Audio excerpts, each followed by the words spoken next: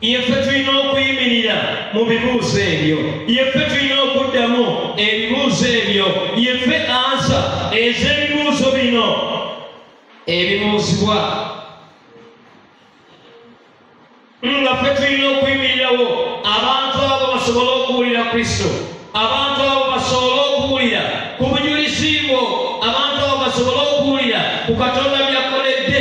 Buli omu ku ffe Mukama alina by'amukolera buli lunaku, buli omu ku ffe Mukama alina Katonda gye yamujja, buli omu ku ffe Mukama alina wamujje ne wamutuusizza ebyo bye baagala okuwulirako, ebyo bye baagala okumanya, ebyo bye baagala okutegeera, ebyo bye baagala okuwulira. Banaawulira batya awatali abuwulira? Yesu tagenda komawo ku nsi kubuwulira, Yesu tagenda komawo okutambula kola byamagero, naye obwo obuyinza bwonna yabutuwa n'atuga mugende mufuula amawanga gonna. Kati amawanga ago geetaaga okuwulira, abantu abo beetaaga okuwulira amaloboozi gaffe nga gababuulira Yesu Kristo kyali mu bulamu bwaffe, Yesu Kristo by'atukoledde. Era balibuulira batya? Bati batumiddwa nga bwe kyawandiikibwa nti ebigere byabwe nga birungi nnyo. Ababuulira enjiri ey'ebirungi, ebigere byaffe abooluganda birungi nnyo. Kasatambulira mu kigambo kya Katonda, kasatumutambula nga tubuulira obulungi bwe nga birungi nnyo.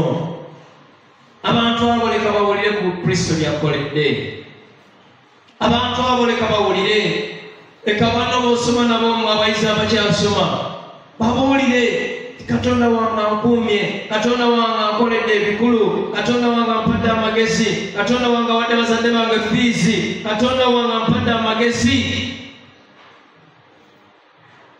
Yakobo agamba wali omumwe aweebuusa asaba amagezi, Katonda oyo atama akole ki?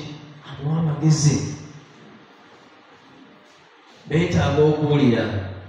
Obujulizi bwo bwa muwendo ennyo eri omuntu abuwulira, eri omuntu akumanyi, eri omuntu akulabyeko. Oyinza okuba wabadde wali osemba mu kibiina naye Mukama nakolera ebinene nga kati oli mu bataano abasooka.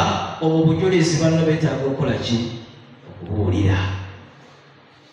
Oyinza okuba wali bubi naye nga Mukama akoledde, akyusiza famire yo, akyusiza amagenda go, akyusiza obulamu bwo. Ebyo bye bigenda okubakyusa, bye beetaaga okuwulira nti Yesu Kristo gwe tusinza mulamu alokola.